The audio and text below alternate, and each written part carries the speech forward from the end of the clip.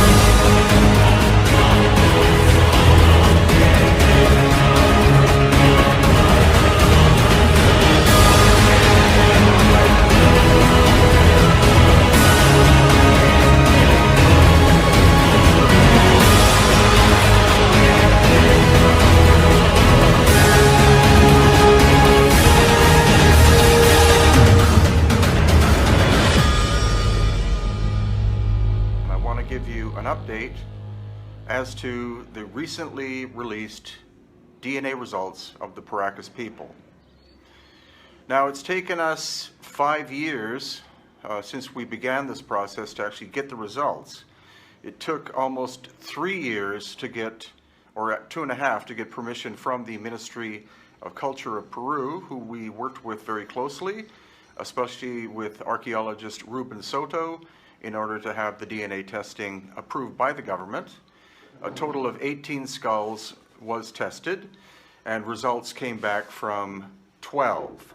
The DNA was so badly degraded after 2,000 to 3,000 years that of the 58 samples of 18 skulls, we got results from 12 of the skulls from 2 different laboratories, one in Canada, the Lakehead University, and another one at UCLA in California.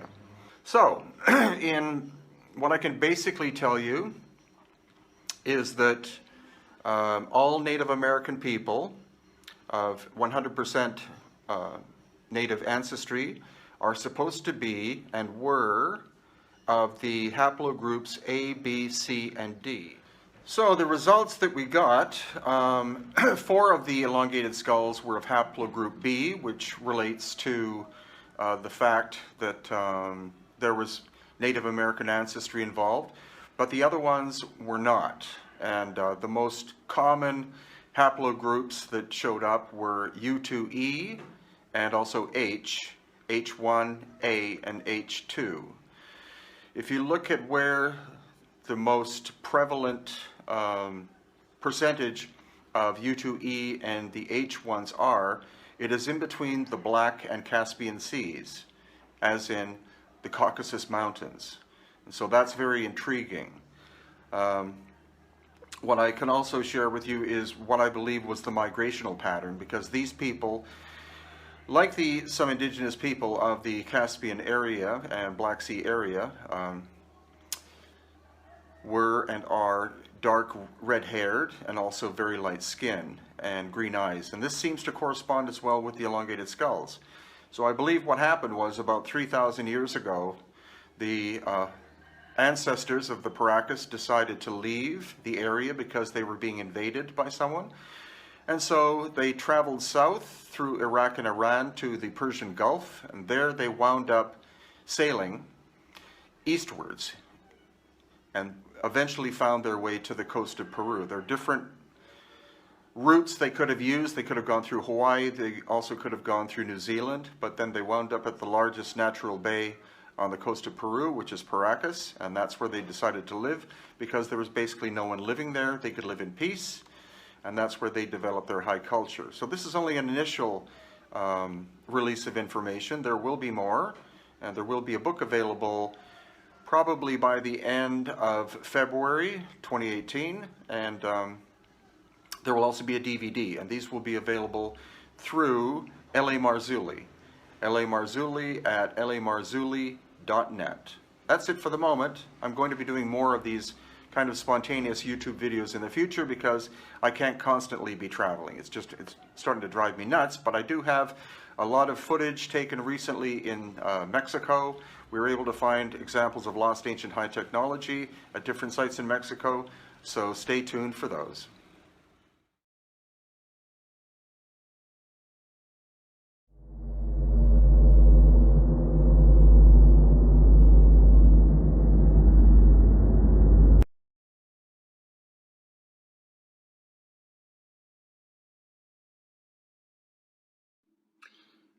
Hi, this is Brian Forrester coming to you from Paracas in Peru, and this is the summary of the DNA testing of the Paracas elongated skulls and related abnormalities found by medical professionals in the skulls themselves.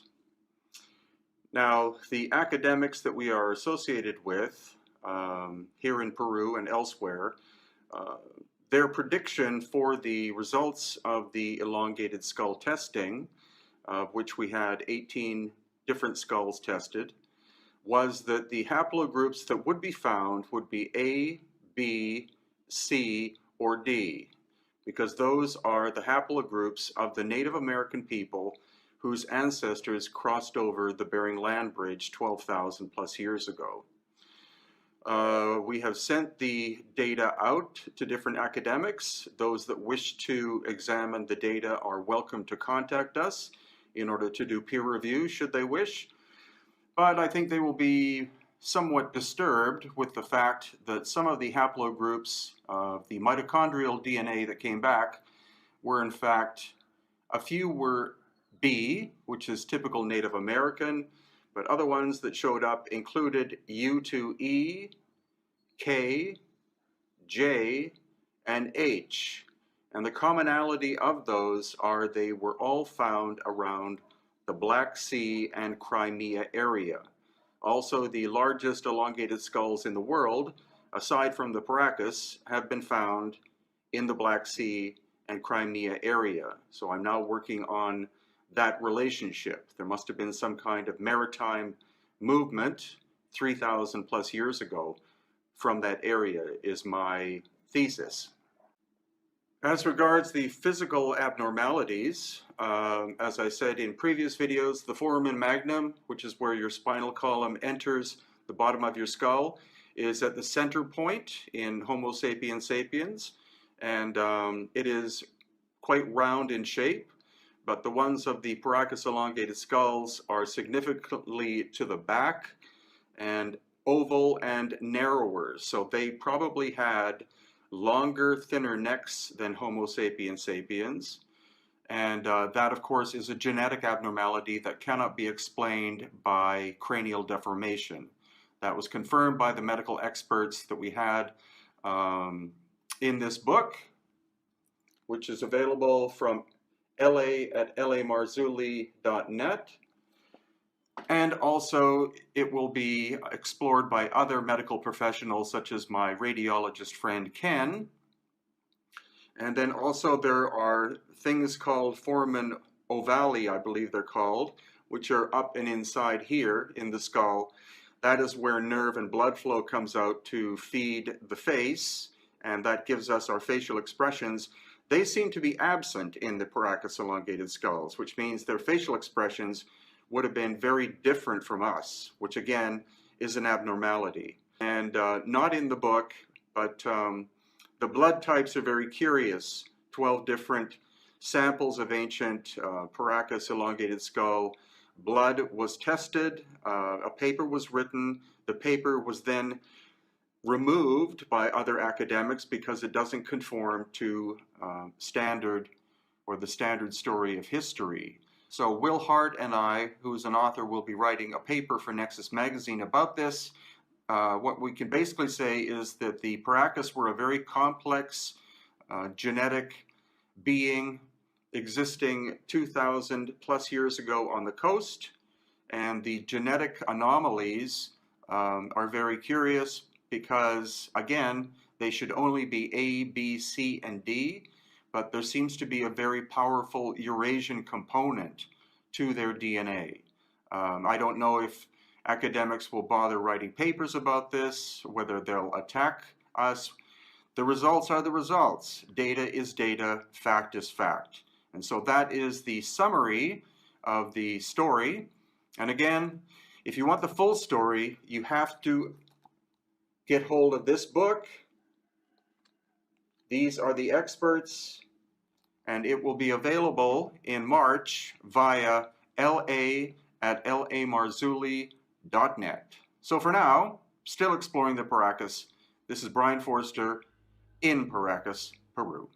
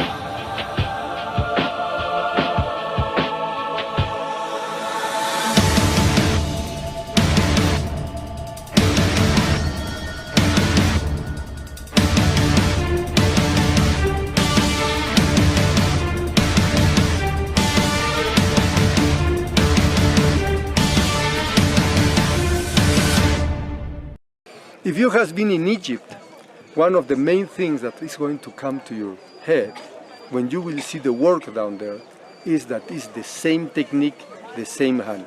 The ones who has been done part of the sacred chamber in Egypt are the same guys who has been doing this. This is the same hand.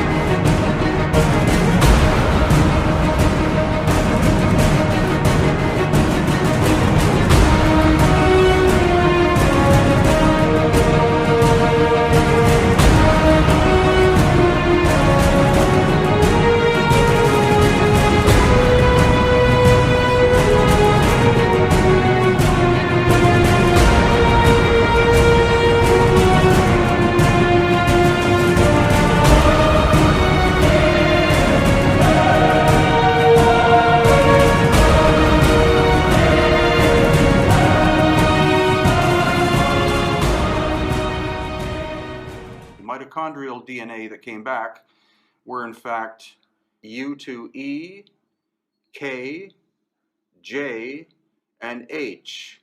And the commonality of those are they were all found around the Black Sea and Crimea area. Also, the largest elongated skulls in the world, aside from the Paracas, have been found in the Black Sea and Crimea area. I don't know if academics will bother writing papers about this, whether they'll attack us. The results are the results. Data is data, fact is fact.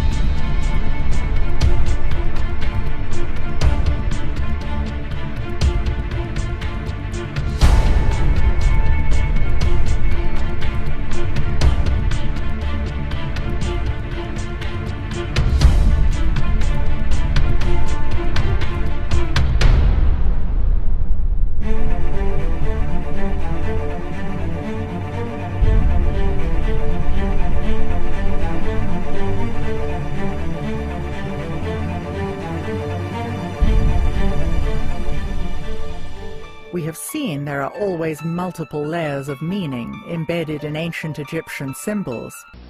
Oh yes, the ideas have many layers of meaning. They just go on and on. You can take one of these sutras and dig in it forever.